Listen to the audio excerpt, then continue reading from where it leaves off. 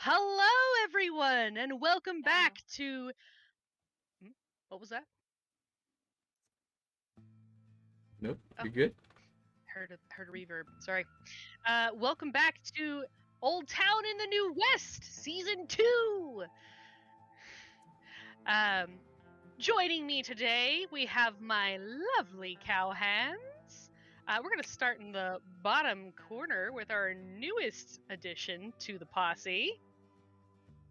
Go ahead and introduce yourself. Hi, I'm Cato DeVille. You can follow me anywhere at Cato DeVille, wherever you social media. Which order are you going in? Zach. Hey, all right, hey. We're doing the boys first this time. Right on. Hey, I'm Zach. You can find me Zach on Titan everywhere. Check out Mini Sundays on Tails. You'll see me there. Here to play Pet Fair and Forest Mile. Ready to heal some people and make sure not to kill anyone, because that's not a play, you know? That's me. Hello, everyone. I am Taylor. You can find me at Virus5 on TikTok and now on the Tales of Initiative TikTok as well. So look out for a new series there. Shameless plug. And I'll be playing the absolutely adorable Zeph today, and I'm super excited. Excited. Hi, I'm Hayley. I will be playing Dr. Delilah Dayphine, monk, here to heal and harm with her punches.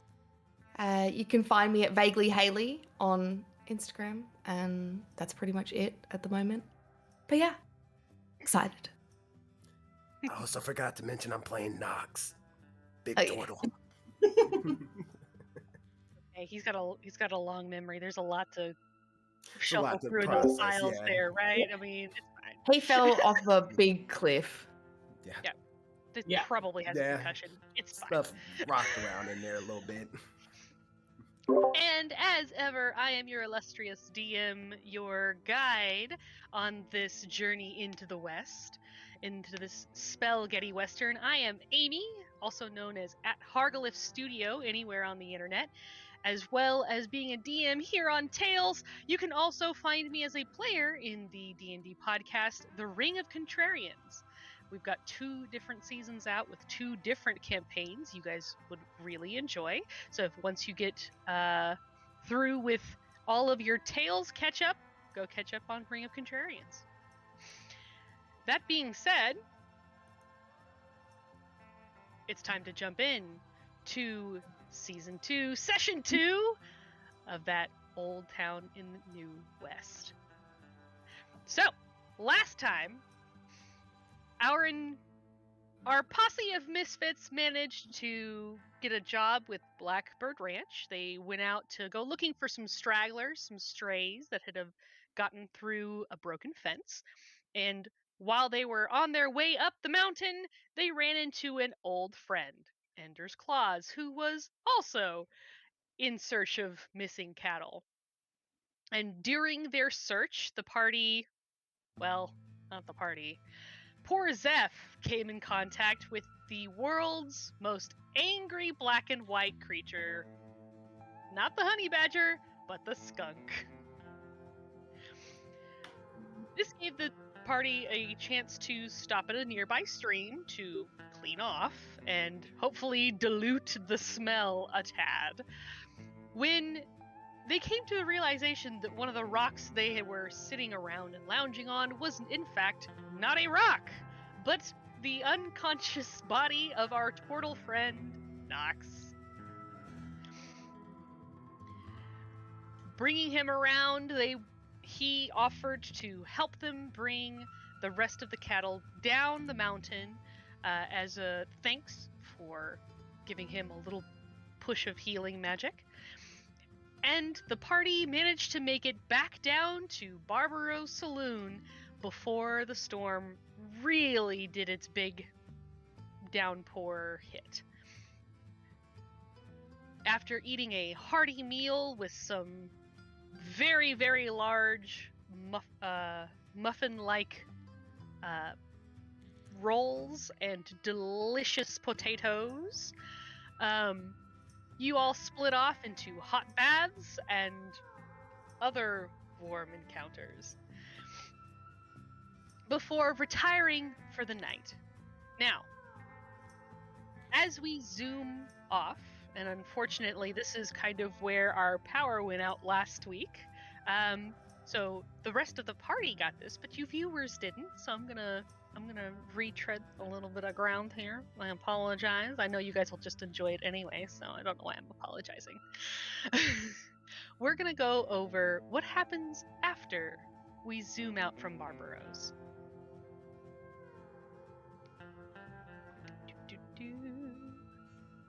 Just go ahead and stop that and start this one.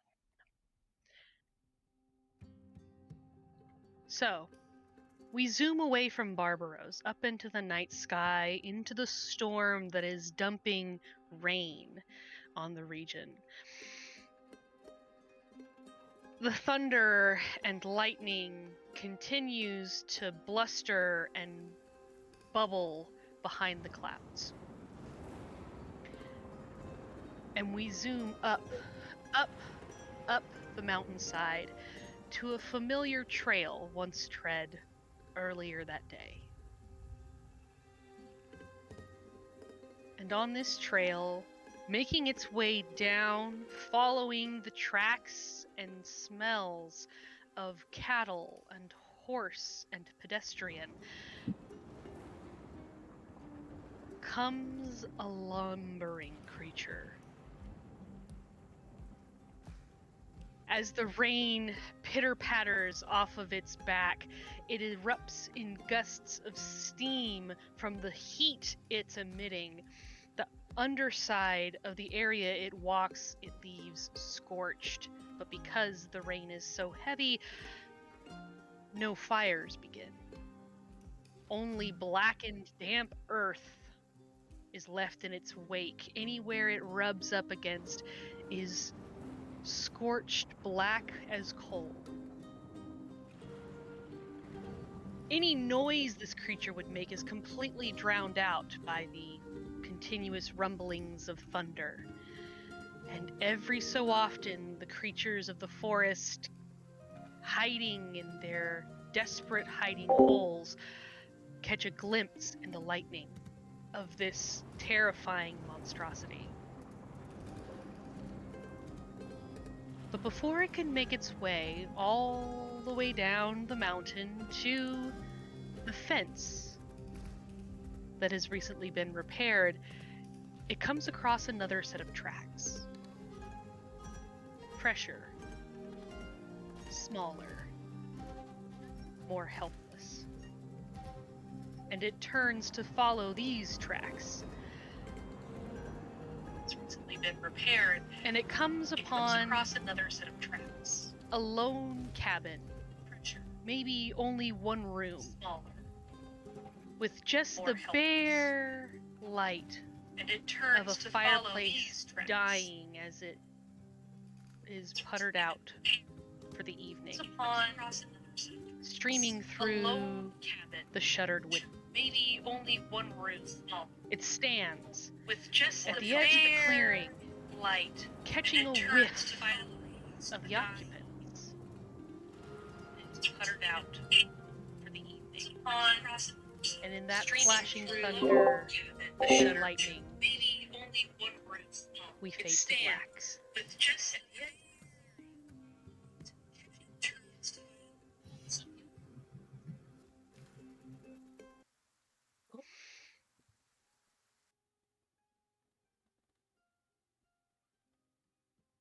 The next morning,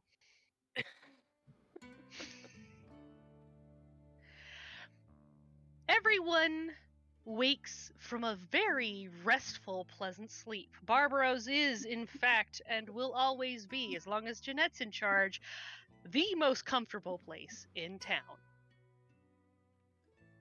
She'll fight you for that title.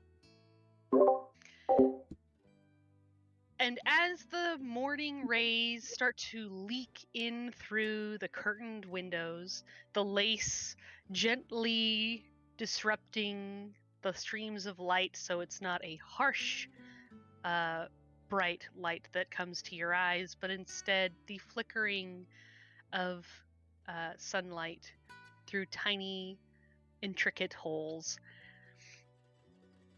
You all wake at about relatively the same time. Uh-oh. At about relatively the same time.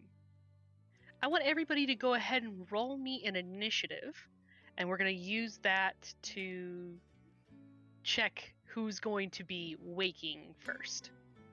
Don't worry, Taylor. I'm not going to attack you in your sleep. Like, holy moly. We'll save that for season 3. All right.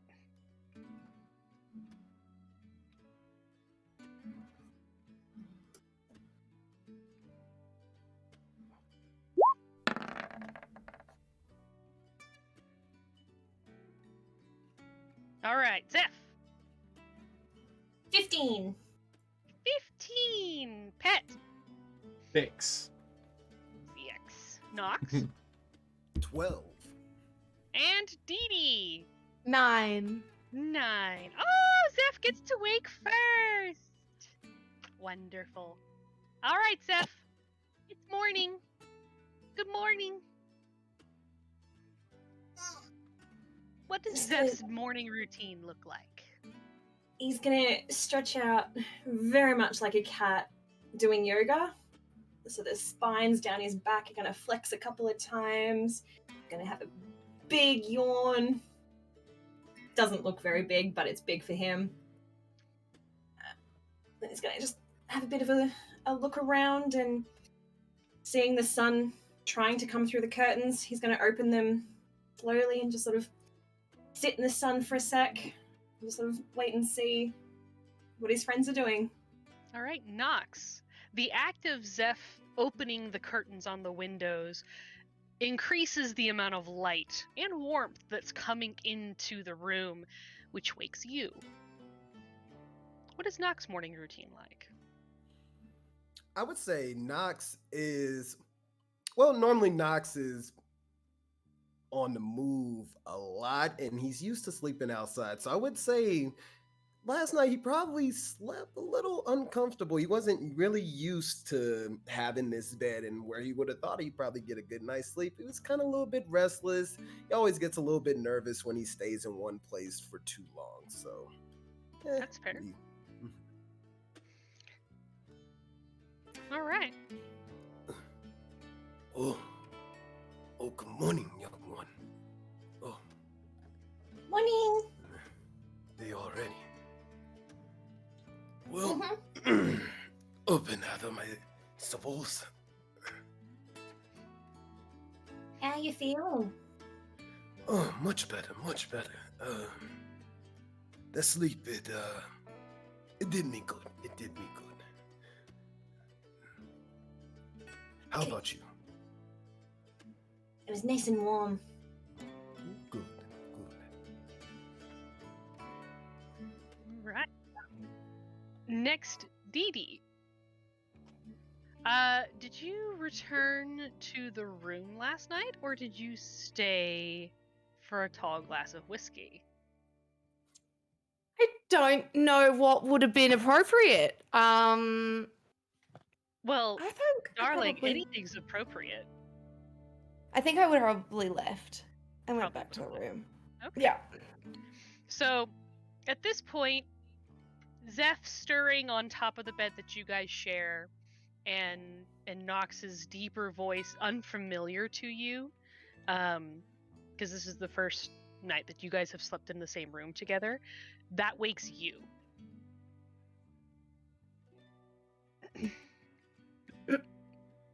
Morning, everyone.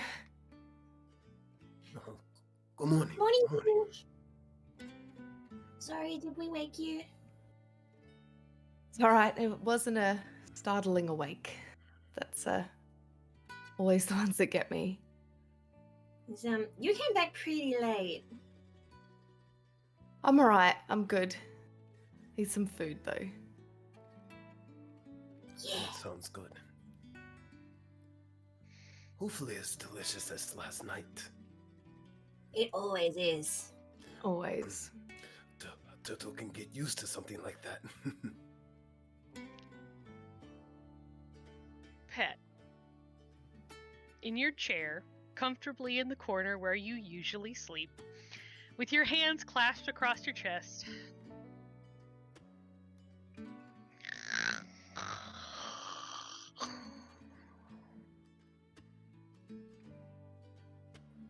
He's slowly rocking back and forth on just the back two legs of this chair.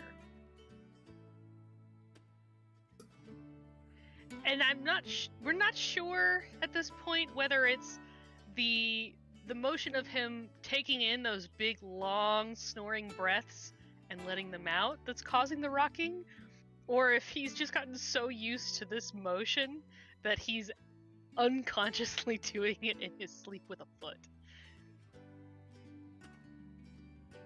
But slowly, that rocking motion kind of comes to a stop, and he leans or rocks forward a little hard, which almost, like, doesn't jolt you awake, but definitely gives you that, oh no, I'm gonna fall off the bed, heart attack that some of us have when we wake up first thing in the morning. Good morning, pet. It looks like everybody's awake. Good morning, everybody. Morning to you as well. Morning. Well, I hate to be the one to, leave such a great place, but I have to find a place where I can fix my glaive, and I should be heading out pretty soon. Oh, there's a blacksmith here. Really? That would be Yeah. perfect.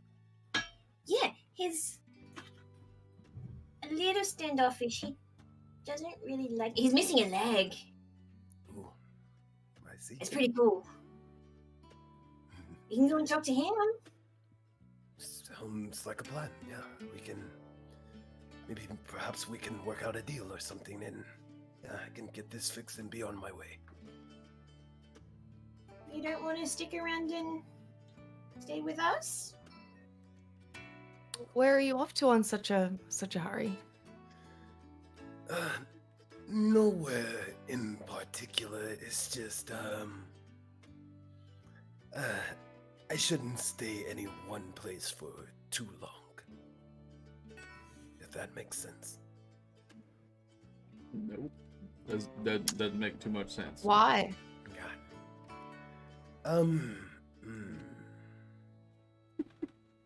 I'm a traveler, yes, and just live by the traveler's way. Not really too comfortable being in one spot at a time. All right. I guess that's good enough. Yeah. Yeah. Perfect. Yeah. Well, Nothing make sure you stop, grab a meal before you head out. Of course. Yes, absolutely. Nothing against this place. Absolutely not.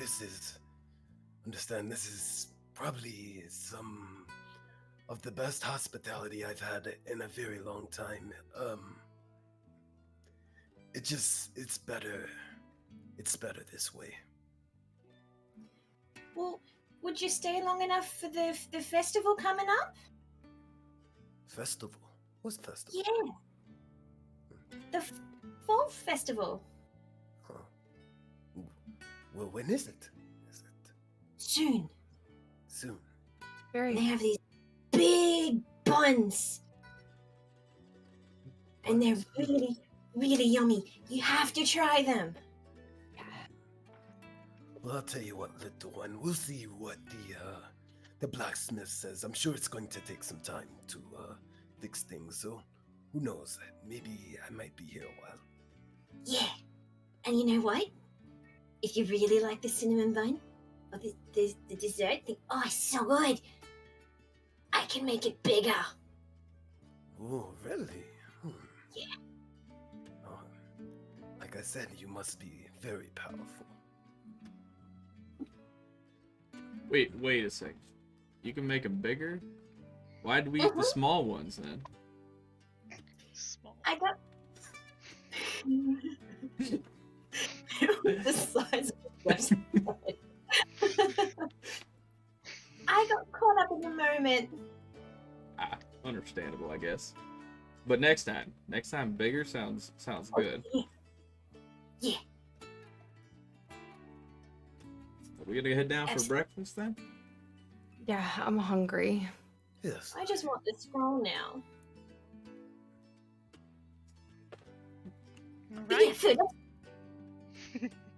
Zeph hops off the bed and scuttles over to the door, opening it and throwing it open, and you guys all file out down the stairs and into the dining room of Barbaros. This early in the day, there's not a whole lot of drinking that's going on, for the most part. Maybe in the winter, when there's not quite as much to do immediately, there would probably be more patrons here earlier and earlier in the day. But for right now, during the harvest and with preparatory stuff for the festival going on, most everybody is spending every daylight hour they can get making sure that they're ready for winter and the festival. So when you come downstairs, Jeanette is the first one to greet you as she comes out of the kitchen with two huge mugs of a dark, bitter-smelling liquid that she delivers first to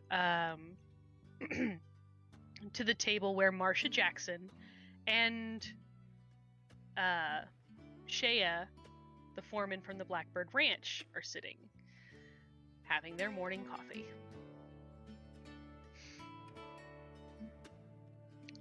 She then bustles over to you as you sit at your customary table and greets you warmly, just like every morning for the last 6 months. Well, good morning, y'all. Y'all sleep great? Of course you did. I don't even know why I ask. Absolutely. Is there going to be breakfast for the table? Please. Yes, please. I would enjoy that very much. All right. I'll be right back. And she bustles off back to the swinging doors of the kitchen.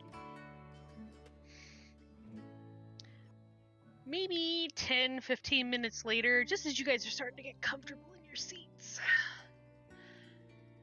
she comes back with a big tray, and on it are 4 slightly oblonged plate platters that are made of terracotta clay. So they're kind of red in color. And she sets one down in front of each of you. The only one that looks a little different is Pet's. Obviously, he doesn't eat meat, so his portion does not include some of the things that the rest of you have. But everybody has a stack 3 tall of nearly inch thick, fluffy griddle cakes. These things look like small, like half layers from a round cake that have just been split and thrown onto your table. Each of these stacks is crowned with a thick plait of butter that is just slowly melting and dissolving into the top pancake. And next to it is a little ceramic carafe of syrup that is slightly warm to the touch. Next to this is another small bowl. On Pet's plate, this small bowl is filled with blackberries. They look like they've been stewed ever so slightly. They have been cooked. So it's almost like a blackberry preserve more than just the fresh fruit. But in addition to that, there is also several slices of a white, crisp-looking vegetable. You're not 100% sure or familiar with what it is just by looking at it, but it almost looks like the slices of ham that adorn Zeph, Nox, and Delilah's plates. Except it's white and crisp, like the inside of an uncooked potato.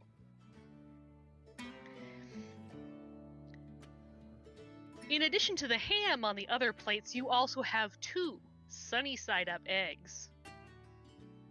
The yolks are still jiggly when you move your plate, but the whites are perfectly cooked all the way to the center, so there's none of that gooky white goop.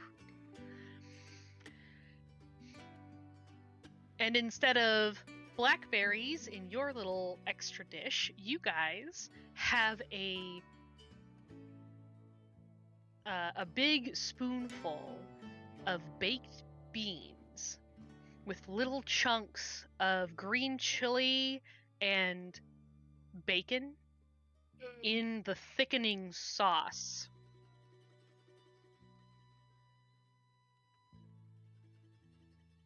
She also sets down a basket of those same rolls that you guys had at last night's dinner. These ones, obviously, are much cooled, although they look a little crispier, so maybe they've been toasted. And as Zeph, who is the first one to rip into his plate, as per usual, reaches for one of these large buns, he realizes they've all been cut in half, slathered with butter, and then grilled and toasted on the countertop. So as you dip your roll into those beans and just shove it in your mouth, you get the crunch of the crispy crust and your teeth going through the toasted edge with that salivating taste of salted butter, and then you get the almost sweet, smoky flavor of the baked beans.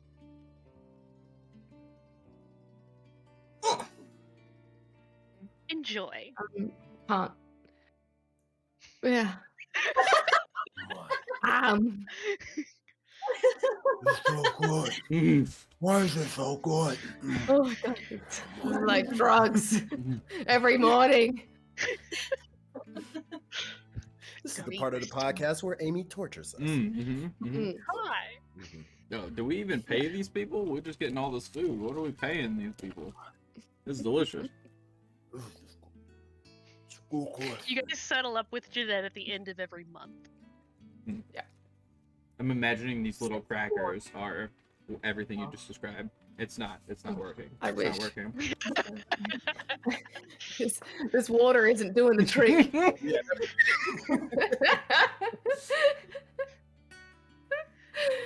Visualize. It's not working. I want it in my mouth.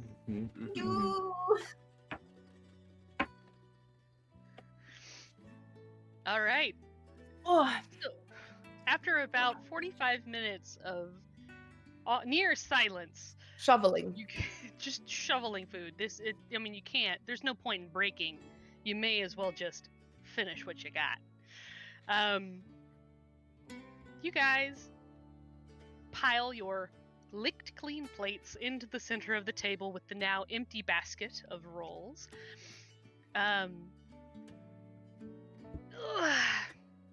Stretch, pat your food bellies, and first on the list of things to do today was to take Nox to the blacksmith. Is that where we want to head first? Yeah. Sure. Okay. So, on your way out the door, you guys open the doors onto the front porch, and the sky is remarkably clearer than it was last night when you bustled your way in soaking wet. The ground is still thick with mud. Clearly, it hasn't had a chance to dry out yet. The sun has just recently risen.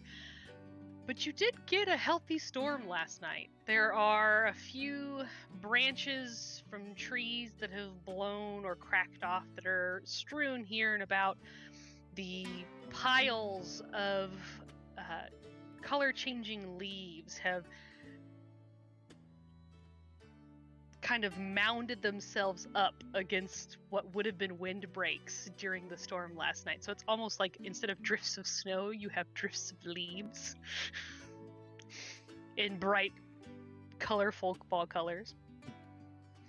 And so you guys head down the street to the big fork and then turn towards Cindy Redberry's place, which you also know is the same road that will lead you to Coldshot, which is the home of Arvold, the one-legged dragonborn who runs the smithy.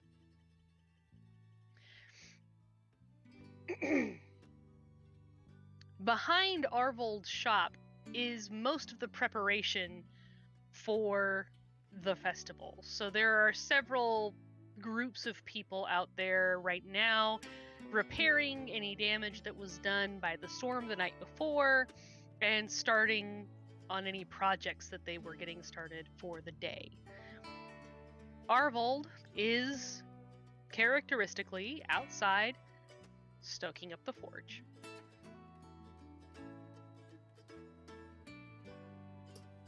I'm gonna run ahead just a little bit and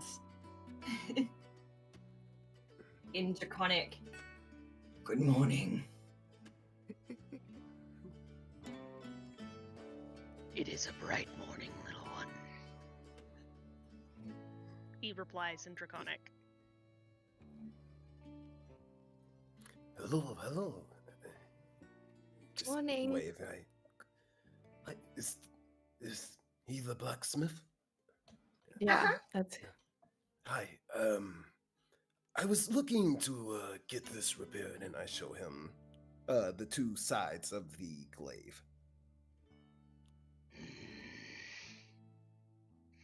And he puts his tongs and shovel down, comes over, takes his gloves off, comes over, and takes the head of your glaive in his big hands. And as you look at them, you can see his hands are pretty well scarred up all the way through. Like, you can see big, thick scars that run through the scales on his hands and his lower arms. Even the palms of his hands have small burn marks here and there. Some of these are probably pretty clearly from blacksmithing.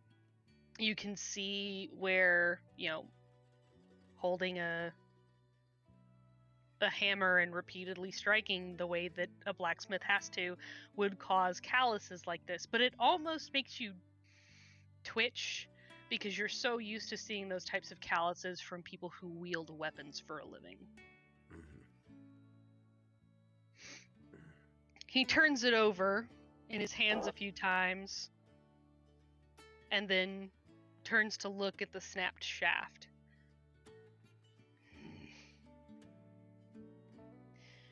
Yeah, it's gonna need a new one. How much would it run me? For hardwood like this.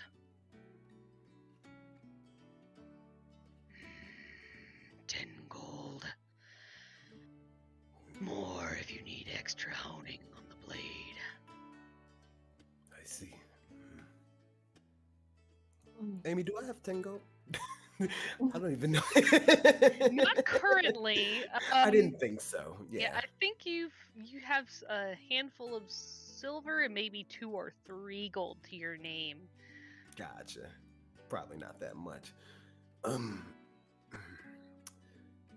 You see, sir, I am a traveler, and you see, I've had a mighty bad fall, and I caused this. I do not currently have that much, but I would be willing to work off the debt if there was any way I could do that. He hands you back the glaive head. You seem to be in a pretty good crowd. If you're looking to work off debt.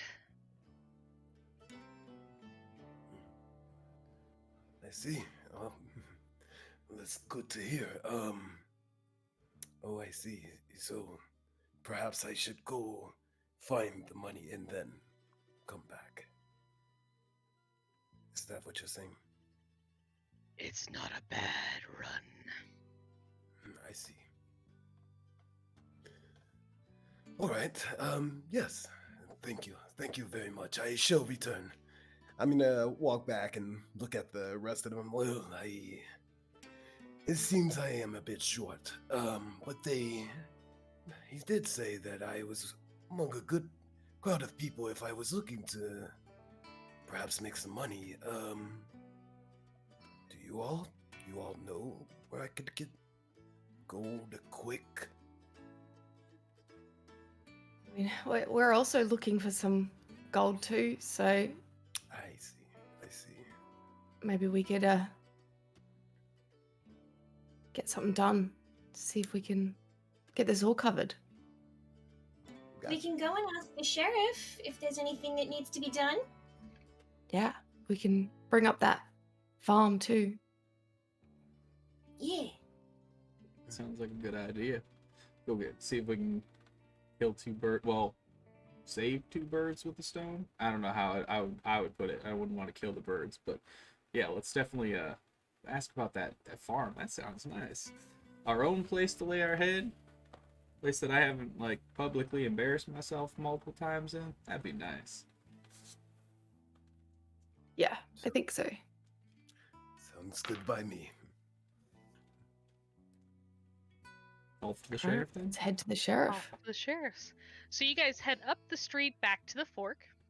And the sheriff's office, is the very last building on the east side of town. It's the first building you ever passed coming into town with that wagon all those months ago. And it appears that Marcia is here. Her horse is ceremoniously tied to the tie bar on the side of the building. Although she's not in her customary chair on the porch, she's probably inside. Say hi to the horse on the way in. Hello there, buddy. Hi. Hi, all. I don't know why that still always catches me off guard when animals respond. Right. Gonna have Hiya. to watch. You're a druid. Let's head on. We'll head on inside then. Yeah. Yes, Alrighty. Les. Do we knock. I don't know how we enter this place. Do we knock on this door? I'll knock on it, I guess. Hello. Do we just go? It's open. It's a public building, isn't it? Yeah, I thought we could just go in. No. Just didn't want to be rude. I don't know. She said soap in though. So Makes sense. Must be some soap in it. Alright, let's open this one up. Just having a bath. Oh, never mind, closing the door. I gotta leave this one. Sorry. She probably would have gone down to Tool's wash house for that. Someone else can Good go place first. for a soap in. Open the door. So you guys come in. It's again the very familiar space. You've been in here a couple of times. Sometimes to drop off a drunk Enders, other times to just talk to Marcia about work around the town. Then there she is, sitting at her desk. Her feet are kicked up on one corner, crossed over the ankles. And she's leafing through a stack full of pretty well-worn papers. You guys who have been here for a while know that there really isn't a whole lot of traffic between here and the east. Maybe 1 or 2 wagons at a time. So most everything that is in this town is produced in this town or near this town, with very few exceptions being things like large equipment or, seeds that might not already be here or available in the area. So it's not terribly unusual to see her leafing through older papers. Most of these are probably old wanted posters, or it could be her stack of, things to do about town papers, requests that people have made, or complaints against neighbors. The stuff that the peacekeeper of the town would be responsible for. Morning. Morning. Well, Good day. this is a new face. Yes, new to town. We found him yesterday. Found him. Like a puppy? Like a rock we flipped over. If a puppy was a rock, yes. All right.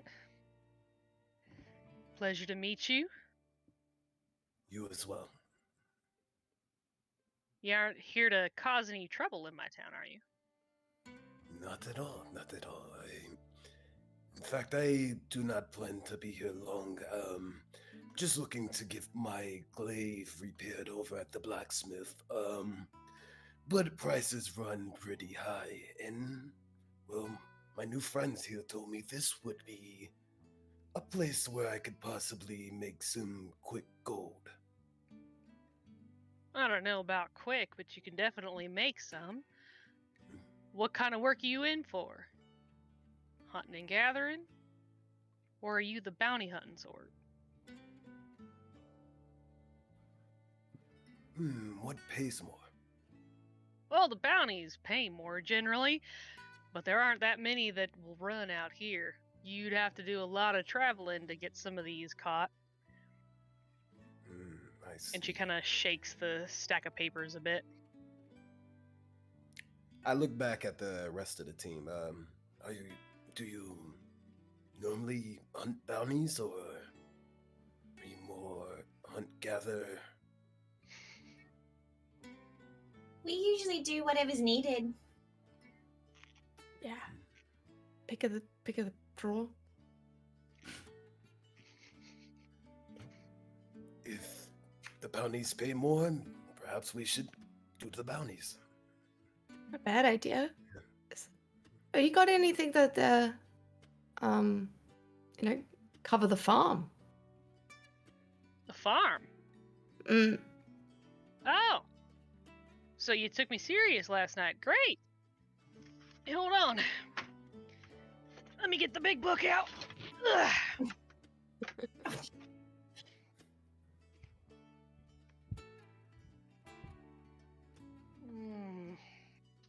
Bounties doesn't mean technically we have to kill anyone, right? 'Cause I don't really want to do No. that. Dead. Oh, she's saying No. dead a lot. I don't like that. I'll We bring can him bring him back. back.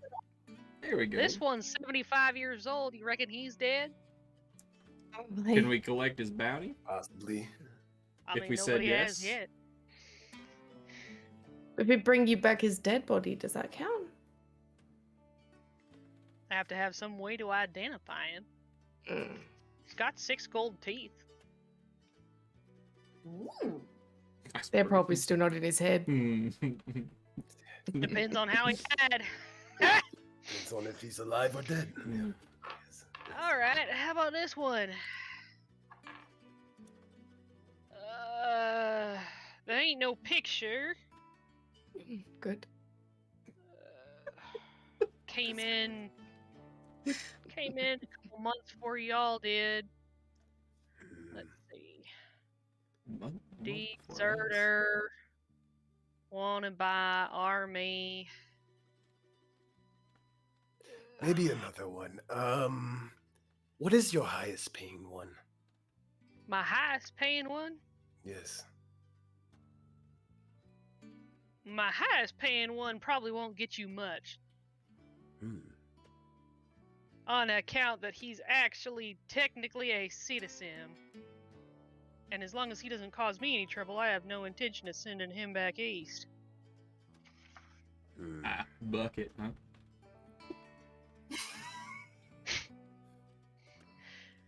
Yeah, if there was a bounty on Bucket, there ain't nobody brave enough to take that. No, thank you. You all have very dangerous buckets.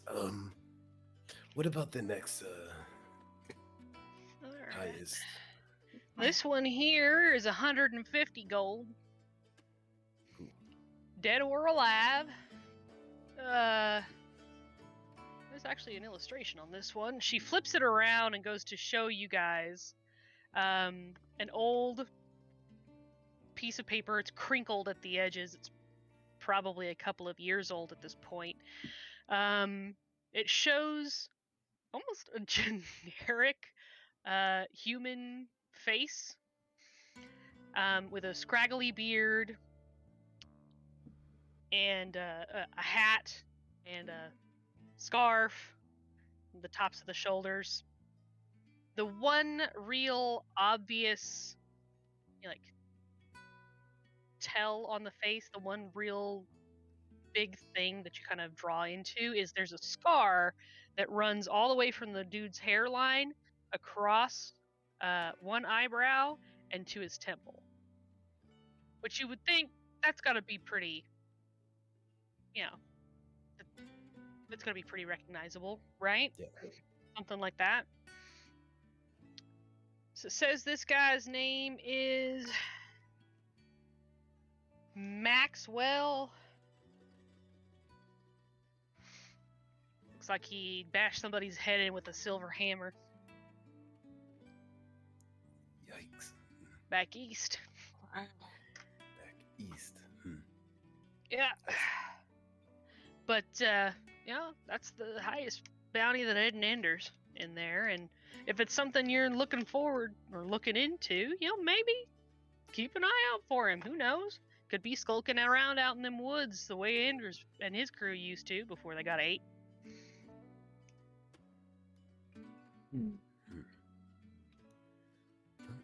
So if we went over and just picked up Enders and walked them over here, would you give us some gold for that? Yeah. I mean, that might be an easy one to do. I think we've done that already before at some point too, so. You've done that several times, but I'll be honest, Anders ain't that harm. He ain't gonna do nobody harm here. And he's more helpful than he is a pain in my ass, unfortunately. Julian likes him well enough, so I guess I'll let him stick around a bit. Yeah, they seem to be getting along quite well. You do. Anyway, if you could find that fella, I'd give you 150 gold for him, dead or alive. Now, there was, who was it?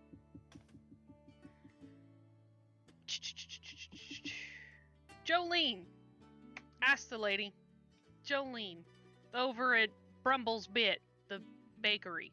She was looking for somebody to go out into the... And then, as you guys are standing there, she gets cut off by the sound of a young woman screaming at the top of her lungs, running up the wooden steps and across the porch.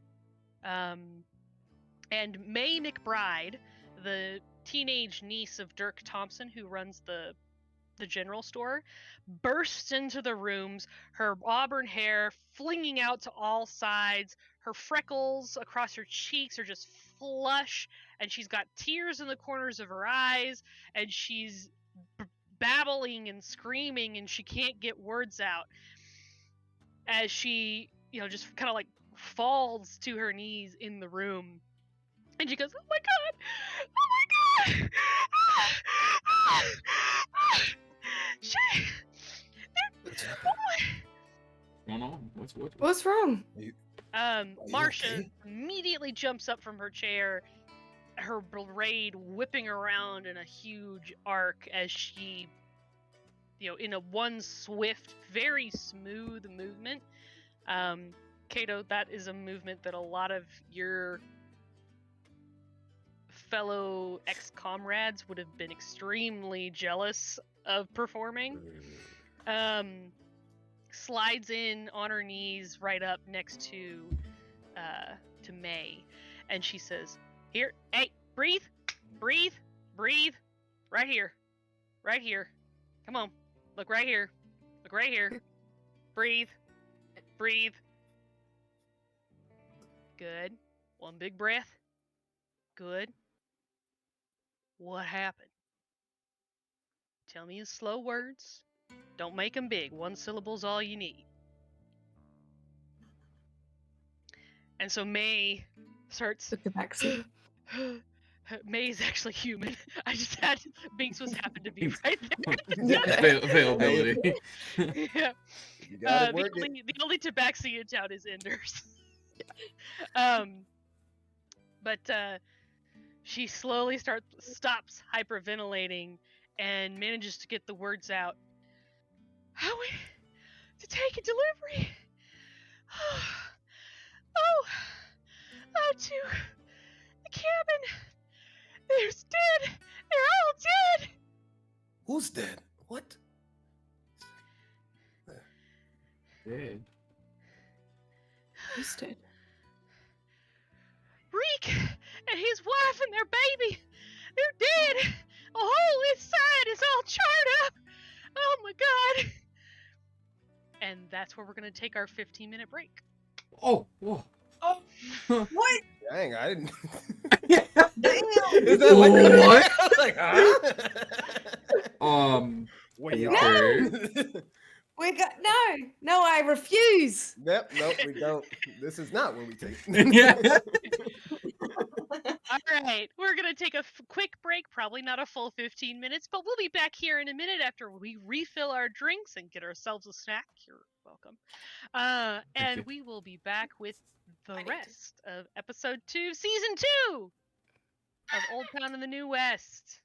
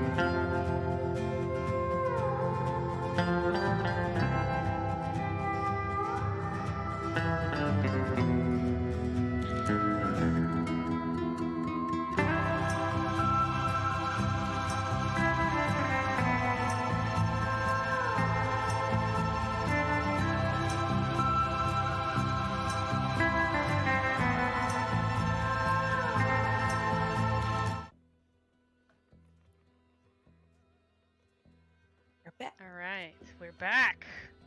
And we come back in with Mae Mcbride and Oh yeah. Marcia on the no. floor. Consoling her. And she has just babbled out the words, "They're all dead. Reek and his wife and the baby, they're all dead." That's not cool. We gotta go check this out right away. Oh, baby. Yeah. Great, we need to get up there quickly. Might be able to Yes, help. yes. Might not be too late. Like Of course. now, Y'all are coming with me then, Uh-huh. says Marcia. let's go, and we're gonna start booking it. Alright. We need to pick up Bucket on the I way. need you to go. Yeah. May I need you to go back to your uncle's. Do not leave. You understand? Yeah. Yeah, I understand. Alright. Get on. Get. And Marcia stands up. May toddles out of the way. She kind of is supporting herself with the door frame as you guys all walk past her. Marcia is actually shorter than even Dr. DD. As far as humans go, she is not a tall Yeah. person. Remember, she is tiny and that big around. And she is striding out, and Pet is having a hard time keeping up with her. She comes around the corner of the building and swings up into the saddle of her horse. You realize that the reins were just like draped over the hitching post. They weren't actually tied to it. And so she swings up into the saddle and leans back ever so slightly, and the horse spins on one foot, swings its butt around. Its front end comes to land facing Blackbird Ranch, and she takes off shouting over her shoulder, she says, "Y'all better hurry up!" And she runs, and this horse takes off at a dead run down the street. Running. Mud and clumps Can't of keep up dirt with the are horse, but- flying. Is there any other horses? Her horse is the only horse that's tethered here. Running. Pick up Zeph. Pick up Zeph. It's like that little meme. Wait for me, I have little legs. Ah, little legs. I was alive when that episode aired for the first time. Oh God. Anyway, continuing on without the Full House references. You guys take off running down the main street towards Blackbird Ranch. Do you want to stop and get horses, or do you want to just try and keep up with Marcia? Do we know how far the ranch is? Yeah, that's what I was gonna ask. You know how far the ranch is. This incident happened at the cabin. We Which is know a way where away. the cabin. We know it's worth getting horses. Like, we've been there for 6 months, traveling around, going from place to place and bits. Well, we know, okay, this run is going to absolutely destroy us. Let's grab horses and go. You're not 100% sure where the cabin is. Okay. Reek is not a person that you really had a whole lot of interaction with. His wife actually is the one who came into town to do the most of the shopping, because he has been building their cabin. Yep. Out, Somewhere. west and north of town. Maybe we stop So- for horses and directions. Might get us there a little faster instead of running out into the wilderness. Follow the Perhaps. follow the tracks though. Oh, Quicker yeah, if we just follow. I'm down with that too. We Knox running? rubs his inner thighs just like, I do not don't favor those horses, but I'm doing what I 2, must. We're running. 1, Oh, run. run. Okay. We're you're running. We're running. following. Yeah, we're following the, Following the tracks. tracks. All right. Well, it doesn't take long for Marcia and her horse to disappear in front of you, but because she is moving at such speed and her horse is really digging into that soft, wet ground, it is not hard to follow her tracks. You guys, 5-10 minutes later, or 5 or 10 minutes after Marcia and her horse arrive, burst out off of a one-track road with wagon ruts well worn into it, a clearing with one single room cabin standing in its center. There's a wagon off to the side. It's not a horse-pulled wagon. It's more like a giant wheelbarrow. It's meant to be pulled by a person. And Marcia is dismounted from her horse, tying her horse to that wagon, or draping the reins over that wagon's edge to tie him or off, and heading for the wide open front door. Following. Okay. So as you guys come in towards the front door, I need everybody to make me perception checks.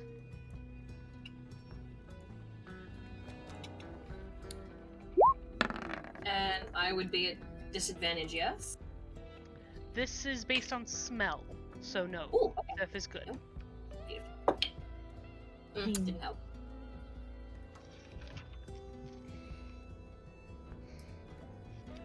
Alright, Zeph. Hang on, perception. I have to switch pages. 7. 7. Pet. And Nox. 4. Oh no. Knox doesn't have a nose. Dee Dee. 18. 18. There we go. Alright. So, Zeph, Pet, Nox, you guys are following Marcia into the building, and Dee Dee, you kind of stop short before you go in because you caught a whiff of something. It smells like... It smells like a damp campfire. You know when somebody drowns a campfire? Yeah. But they don't... Yeah, they didn't, like, really put it all the way out type thing. Can I follow that smell Yeah, you can follow that smell. rather than go inside? Yeah, I'm gonna follow Yeah. the smell. So you follow that smell around the side of the cabin. We're gonna grab the other three real quick, and then we're gonna come back to you. Okay? Yep. So Zach, Taylor, Kato, as your characters are following Marcia in, you pass through the rather relatively narrow doorway. Nox, you actually have to turn sideways to get through. And of course, Pet has to duck. It is a one-room cabin with a dirt floor, one bed, a fireplace with remains of a table, and what remains of what was once 3 people. Oh, okay. My, oh my. Oh, this is terrible. Marcia is standing in the midst of this destruction going, "Alright, don't move anything too much. We need to find out what did this." Roll me an investigation check.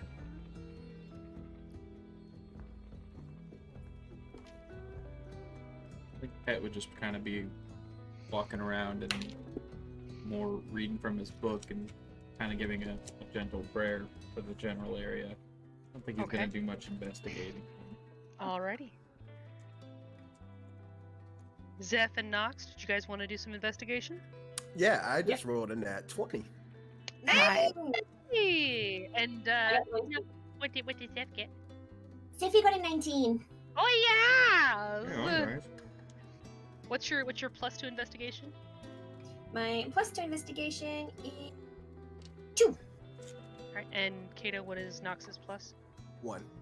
1. Okay. Perfect. Okay. So, Pet immediately whips out his book that he has always had on his hip, Zeph, and he starts mumbling and murmuring under his breath, making little hand signals. He's a very pensive look on his face, while you and Nox start to help Marcia look around the room. Nox, you find 3 things of importance. Zeph, you find 1. Alright. The first thing that you guys find is the Scorch Marks on the bedposts, the door frame, and the floor.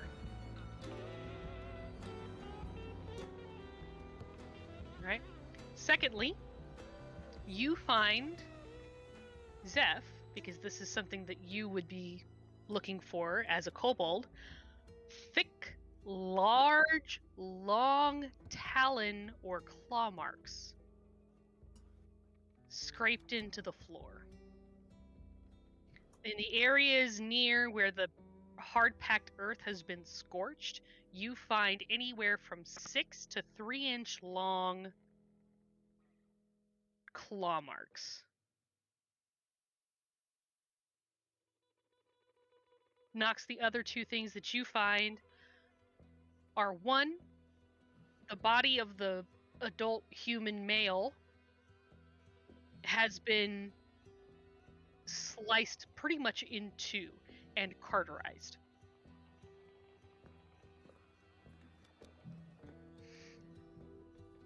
While the woman and the baby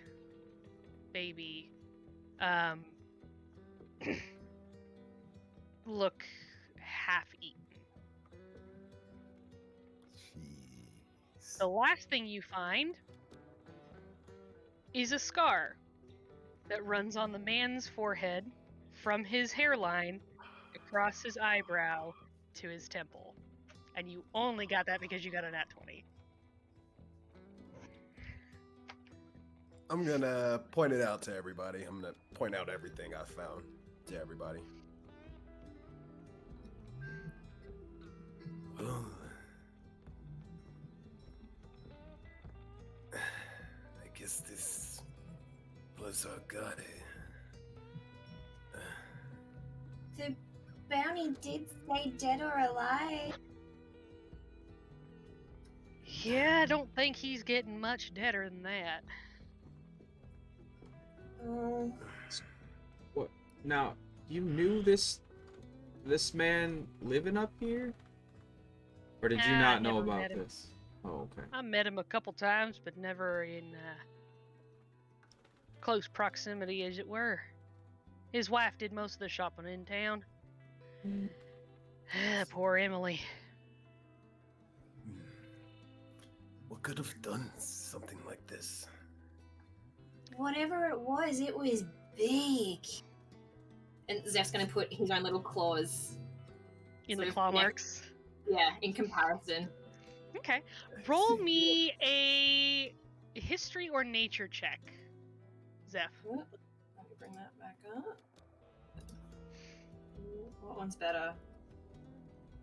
+2. Okay. 8. 8. You feel like you've seen tracks like this, similar tracks to this, not as big, but similar tracks somewhere else, but you can't place it. And you're like, oh god, it's right there on the tip of my little dragon tongue, and I can't. It's like switching back and forth between the forks. I can't get it.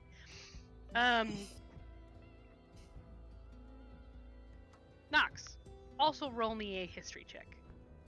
History.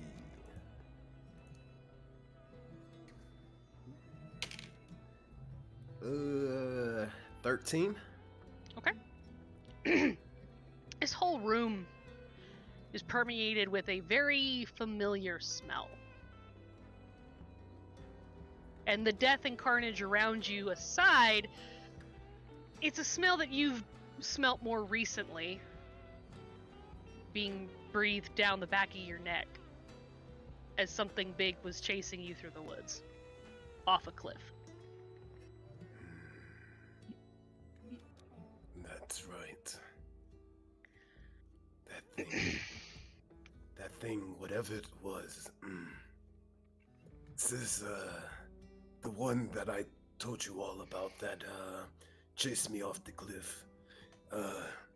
It's a very similar scent here. Dee Dee, Well, that's outside. You go around the side of the building and find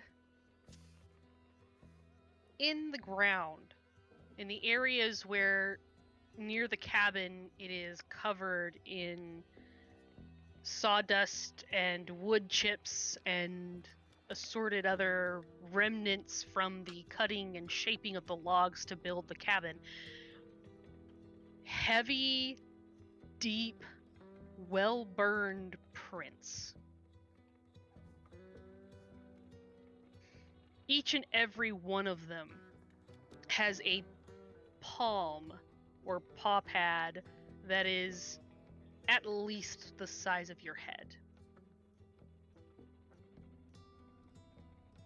And as you look at these and you study them closer, that smell of wet, drowned campfire wafts up from below. And you're like, all right, whatever made these tracks was here recently. Like within the last couple of hours. And you do yourself a perimeter around the building, and you find a set of tracks coming in towards the building. Obviously, where the creature came up to the door of the cabin first. So the tracks you had originally found must have been it leaving the area. Which direction is it leaving? So it's heading due west. Into Or town. kind of like towards Blackbird Ranch, slightly towards town, yeah. I'm gonna yell out to the group. Guys! Out here, Yes. the tracks leading out the cabin, they're fresh. Only a couple of hours old, and look, and Delilah will point off towards Blackbird Ranch, but like they're heading due west.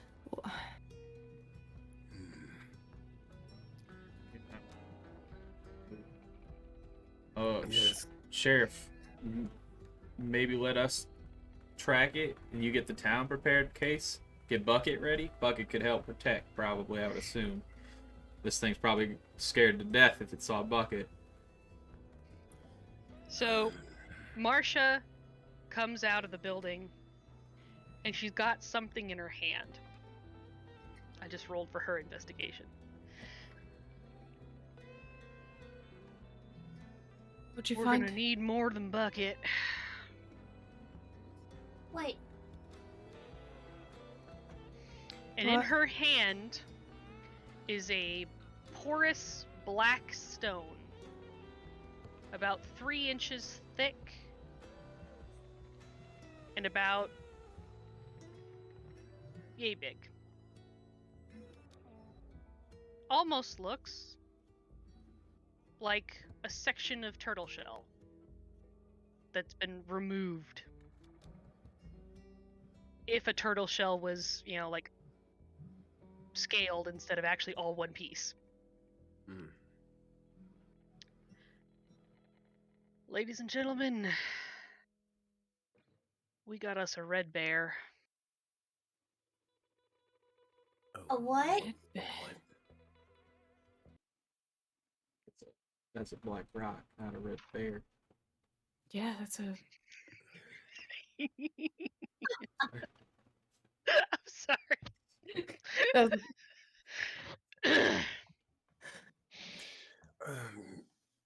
I don't believe what I saw in the forest resembled a bear. I don't remember that well. I do remember whatever it was fierce, and it would have ripped me apart in sheer seconds. Let's all head back to town. I'll bring you up to speed. We're gonna need more than just Bucket for this. And there's unfortunately nothing else we can do out here.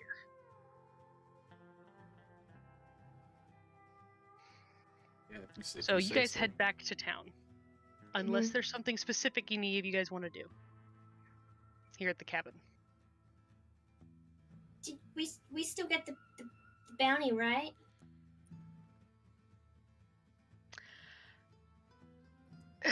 Tell you what, Zeph. Y'all get that bounty plus something if you manage to pull this off. Okay, that sounds good. Sounds fair. Yes. All right. Let's get heading. And she doesn't mount her horse, but picks up the reins and starts walking back towards town.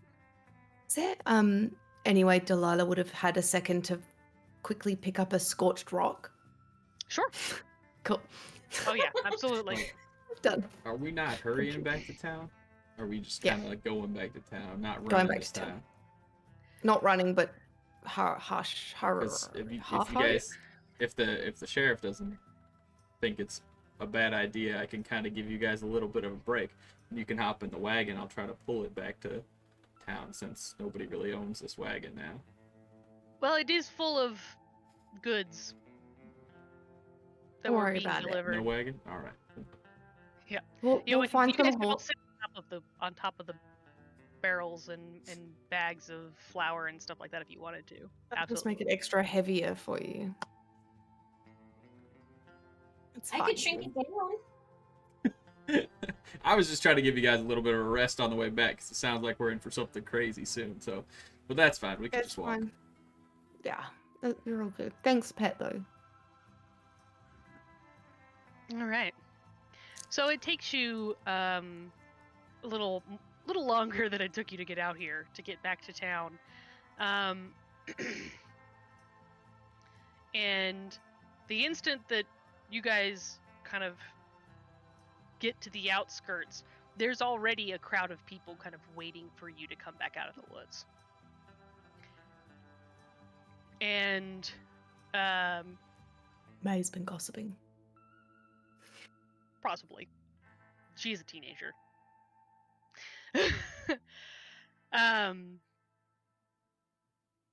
Amongst the crowd, familiar faces. Most of the townsfolk are here. Several of the hands from the ranch are here. Shea, the foreman of the Blackbird Ranch, is here. Julian is here, although you don't see Enders. Willie Black, obviously not making an appearance, but since most of his crew is here, he's probably heard about it too. Caesar is out, although it is not necessarily a day when he normally has the bathhouse open. He is here in this crowd. And standing at the forefront of this crowd is Rhett, that portly, dark, olive-skinned man who works for the Double L Feed and Livery. He goes, "Well, what did you find out?" And Marcia holds up the piece of stone, lava rock, and goes, "It's a red bear." And the entire crowd just, oh God, oh no, oh fuck, oh shit. You know, it is a cacophony of, this is, you know, quote unquote, this is bad. And to their credit, most of the town doesn't immediately flee to their homes.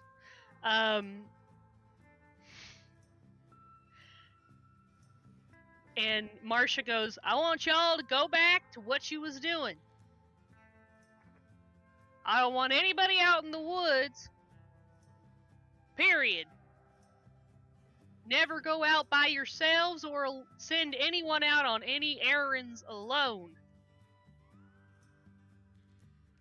Let's see. There you are. Julian, go get your damn cat. And he kind of goes, yeah, I got it. And he hobbles off with his crutch. And then she points at Shea. She goes, "My office." And Shea goes, "Of course. Da." And you, the big woman, the little woman, and eventually the cat are all sitting or standing in the sheriff's office. And here in the sheriff's office, you guys are being... She's explaining to you what a red bear is and why it's a problem. Or at least that's what she's promised to do. She sits down at her desk and she puts the piece of rock down and she goes, "Red bears are the apex predators of this area. There is very little in this world that I know that could kill one. Very little. They're huge. Bigger than any normal bear you will ever meet, and they are mean. And generally, they keep higher up into the mountains.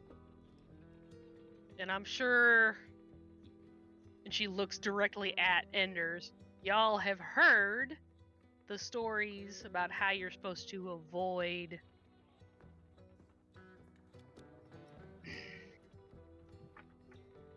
oh my god, I lost the word. Fuck. Hot springs in the winter. These things bury themselves in the fall and reawaken in spring. Taylor. I remembered something. And in the winter, if you wake one where it's buried, you're probably gonna die. And generally in the fall, they're just finding some place to settle down. The fact that this one hasn't already done that and has come down this low means that there's probably something wrong with it. Which puts us even a worse situation than normal. Now you four happen to be the foremost monster hunters in all of Raven's Roost. At the very least, you killed yourselves several earth dragons. If you don't think you're up for this task, I can give you some help. And Enders goes, hey, no. You are volunteering me for help? This is why you had Julia drag me out of my bath. This. And she goes, shut your mouth, cat. If you think you need the extra help, we will form a posse, and the 7 of us will go take care of this problem. But if you think you're confident enough to take it on your own, we'll make sure nothing else happens to town while you're gone. If this thing is so big and mean, we're just gonna have to be bigger and meaner. Well said, young one. I do, however, have a question. This red bear, with the scorch marks and all, it generates heat, or? Oh, yeah, it'd probably be a good explanation, wouldn't it? So, red bears look like bears, but they don't really act like bears. These things are from the fieriest depths of hell, as far as I'm concerned. They breathe fire. Their bodies emanate heat. And their entire back is covered in this shit. And she taps that porous lava rock stone. Their claws are basically obsidian. Just fine-tuned to a point. It's worse than getting in with a nasty crew of peoples who's been throwing arrows at you. They're big, they're heavy, and they move a lot faster than you think they could. And anything that doesn't get bowled over by them gets scorched by them. I see. I've only ever seen one live one at a distance. And I've met a dead one.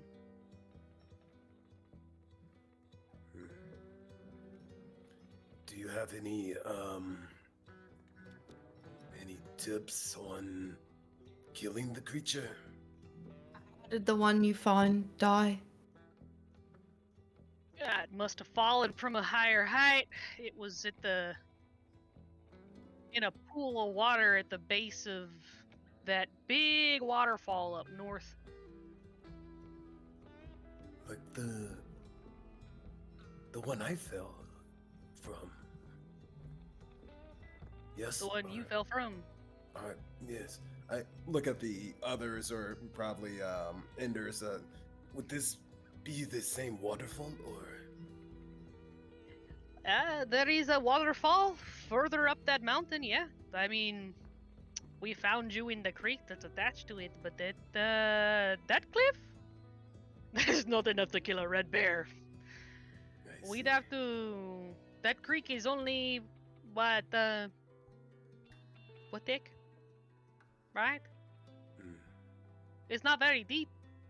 If you want to drown the thing, we need to lure it to some place that's got deeper water. I see. Because just a little bit's not gonna be enough. I see. Is there perhaps any bigger body of water nearby?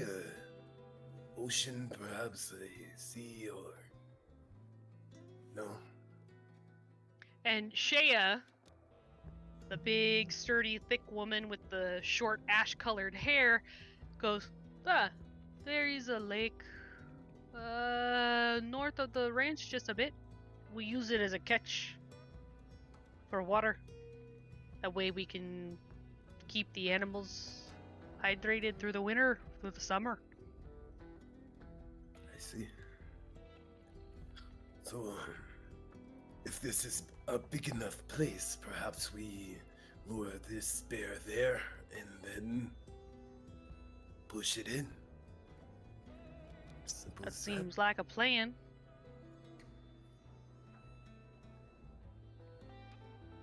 Couple questions. So, if I have this right, we have Bark Coyote, we have Earth Dragon, baby. We got Earth Dragon, then Red Bear, I would assume? Or is Earth Dragon higher? Where, on a scale, where would you put them? I'd never actually encountered an Earth Dragon prior to y'all's experience. That was a certain someone's fault. Don't look at me. I gave them the dynamite to deal with it. It's their choice not to use it. Fair. At any rate, Red Bear is something I am relatively familiar with. They don't show up east, mostly because it's just too many people. But out here, you run into all kinds of weird shit. And the Red Bear's the weirdest. Well, maybe not the weirdest. There's weirder things out there, but this is probably the angriest weird. Right, and then you're talking about forming a posse with us. I don't know how I feel about other townspeople risking their lives.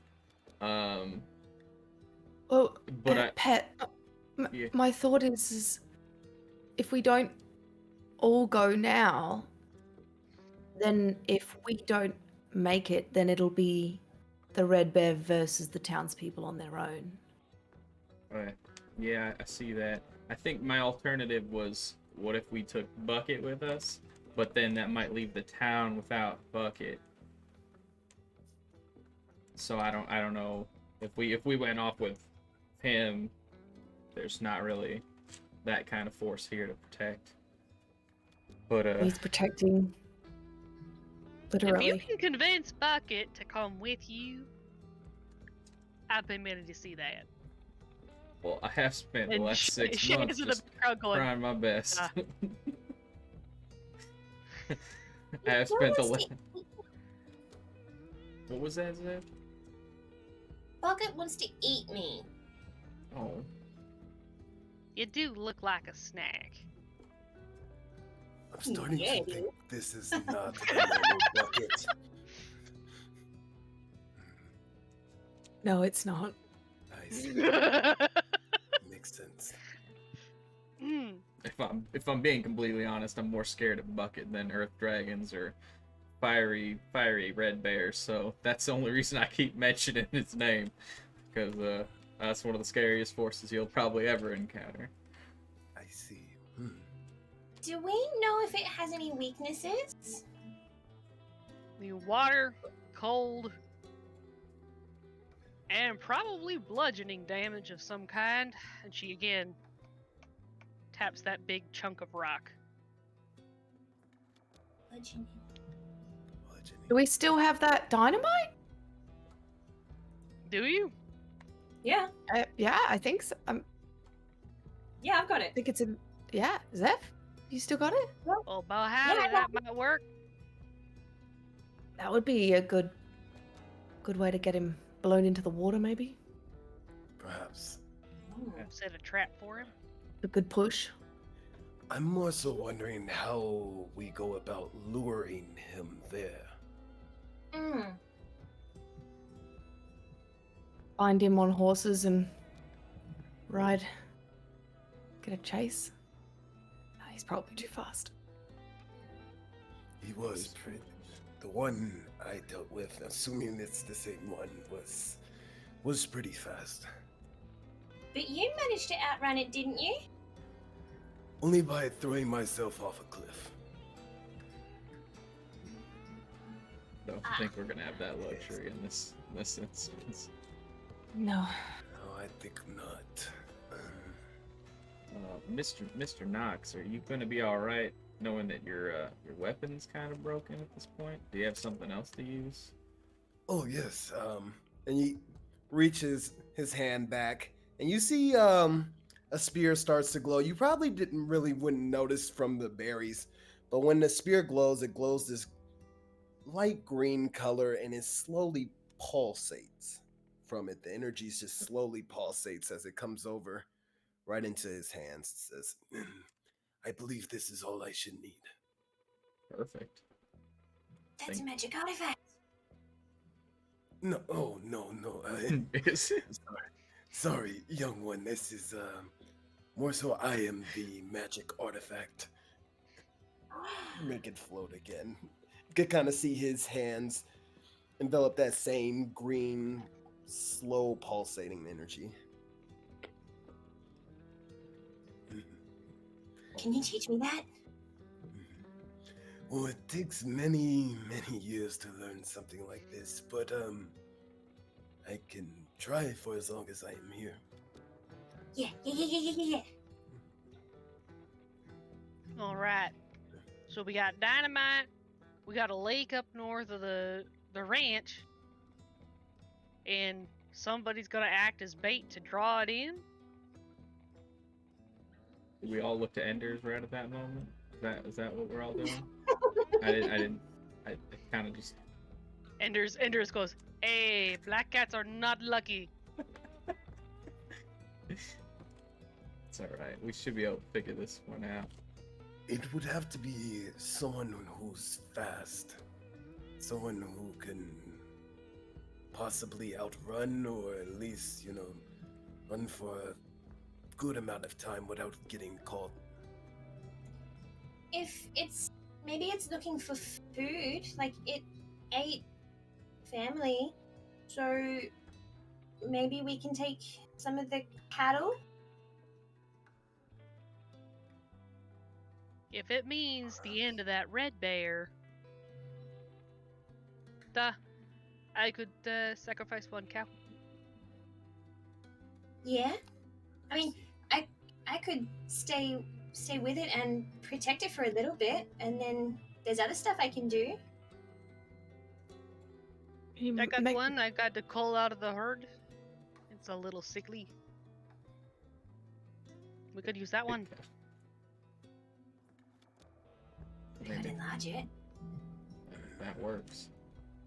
Might be How great. big? Big cow. I like this plan. I think this might play out pretty well for us. Doc, did you saw where it was headed? Was it headed towards close to the lake? Like, I guess the ranch, so that's pretty close to Maybe. the lake, if I think so. I think, yeah. Okay. We're gonna have to get back over there and see if we can find it. Hopefully, we don't find any more carnage on the way. Yes, that would be ideal. We should probably get going now. Yes, probably the sooner the better. Before Hopefully there are any one more. Yeah, hopefully one cow will be enough. I was thinking that as well. Ideally, we would never let it reach the actual cattle itself and attack it. We just need something, shall I say, juicy enough to entice the red bear. The cow in the lake. The cow in the lake. Put the cow in the lake. Now we're thinking. All right. So, with this plan to use an enlarged, sickly cow to draw the red bear to a dynamite trap at the lake.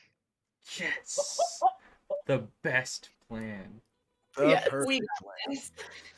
Nothing's Love gonna it. go I'm here for it. Let's do this. That's what D&D is all about. So, I need 2 people to go with Anders and Marcia to set up the dynamite trap at the lake. The other 2 are going to go with Shea to pick out the cow and get it set up and get you guys set up on a path so you can get straight from wherever you have the bait to the trap. So you can go straight from there to there. I see. Okay? And we'll take care of that next time on the finale of season 2 Oh, of Gosh. Newtown in the Old West. Yes. Now remember, guys, we do not have an episode next week, but we will be back to bring up the epic conclusion of this story with an enlarged cow drawing the red bear to a dynamite trap at the lake on the 16th of June. Same time, same channel. All right? Okay. I'll see you on the other side. Bye-bye. Everybody! No cows were harmed in the making of this stream.